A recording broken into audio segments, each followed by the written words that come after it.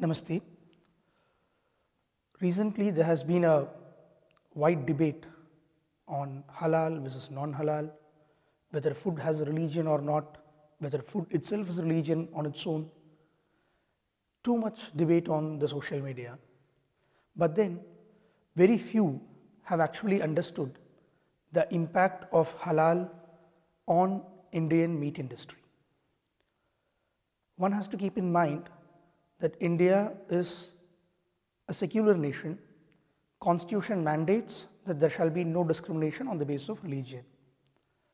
It is also clear that there shall be no discrimination, especially against the Harijans or Dalits, however you want to call them. There are specific rules against the same. Given that, it is indeed a shame that there are rules which require that only people of certain religious practice can indulge in some activities related to the meat industry. Under the Ministry of Commerce, there is one APEDA which has brought out a meat manual, a red meat manual. It is an export development authority for agricultural products. This red meat manual is supposed to be the manual for slaughterhouses in India. If you want to export meat, then you have to follow the rules in this manual. Now, the manual requires that all slaughter has to be halal and should be done in the presence of a Maulavi. The problem with this rule is that it denies employment to non-Muslims in this particular activity, and thus it denies employment to traditional butchers of the Indian society who have been almost always from the Harijan community, like Khatiks and others. Slaughterhouses which export are good income earners. Butchers in these slaughterhouses also earn well. By this unfortunate rule, the Hindu Dalits are denied a good source of income, which is certainly not acceptable in any manner. Moreover, we have to also keep in mind that having compassion for living beings is one of the fundamental duties of Indian citizens as per our own constitution. Given so, isn't it a wonder that a more cruel method of killing an animal by halal is given prominence, or rather it is made compulsory by a government rule? While it is indeed true that halal is required if the meat has to be consumed by a Muslim, because it is a religious requirement for them and it is protected by articles 25 and 26, non-Muslims need not and should not eat halal because it is cruel to the animals. Moreover, Sikhs have a very strict rule that they cannot eat halal meat. They are forbidden from eating halal meat. They have to eat only Jhatka meat. So, their right is also covered by the same articles 25 and 26. When the government insists on halal meat, they are actually going against the religious rights of another community. Ideally, what needs to be done is that halal has to be made illegal for all non-Muslims.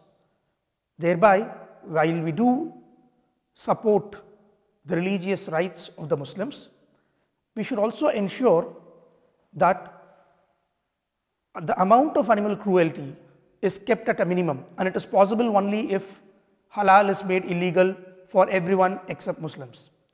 With regards to exports, the interesting part is that a vast majority of our meat exports are happening to non-Muslim countries. Almost half the exports are to Vietnam, where halal is not at all required. So what is the point in making it compulsory for every slaughterhouse? Rather, we should make a rule whereby halal in slaughterhouse will be done only if the importing country requires it. Otherwise, Jhatka shall be the only mean of slaughter. And even in halal, there are countries like Malaysia where stunning the animal before slaughter is considered as valid method of halal. We have to look into the possibility of adapting this methodology as well, because animal cruelty is something which is serious and has to be avoided as much as possible.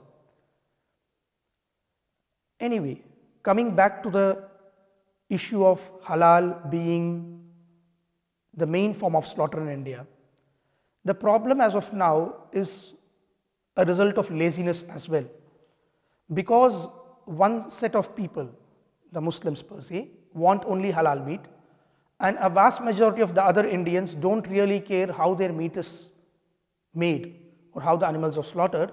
All the animals are slaughtered according to halal, which results in unnecessary cruelty to millions of animals. The best way forward is to ensure that Jhatka method is the normal way of slaughter. Restaurants have to be held responsible if they are serving halal meat to non-Muslims. In fact, given the fact that 85% or even more of our population is non-Muslim, a vast majority of the meat purchased and sold or meat items being made within the country should be non-halal, and this can be easily verified as well. And where it is not happening, a government can indeed do random checks to ensure that the rules are implemented. Another aspect which has to be taken into consideration is that there are certain economic activities where the Dalits have always been involved. They have an advantage in those activities. The act of slaughtering an animal is something where the Khatiks or the butcher community have always earned money throughout the centuries. Now, by ensuring that halal is the only method of slaughter, we are denying the Khatiks their source of income. Given that we have become one of the largest exporters of meat, or perhaps the largest exporter of meat, to deny this good earning opportunity to the Dalits, to the Khatik Samudaya and to others who have been traditionally involved in this business is nothing but cruelty to a great extent. Why should we deny the rights of this Dalit community to earn a good income? Earlier, slaughtering was not a source of very great profits, but not anymore. If you are going to export red meat, you earn huge amounts of profits. Why deny that opportunity to our Khatik brothers? Shouldn't we as a community encourage Dalit entrepreneurs? Isn't it the duty of the government to encourage entrepreneurship among the Dalits?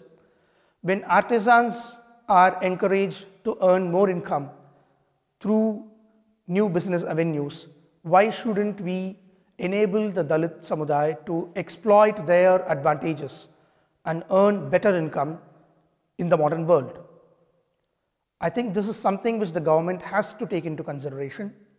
Enable the Khatiks and similar communities to set up their own slaughterhouses where they can indeed indulge in this business, export red meat, earn more profits. If this needs to be done, then let it be done in such a way that our Dalits are becoming less poor, that they are gaining more economic power.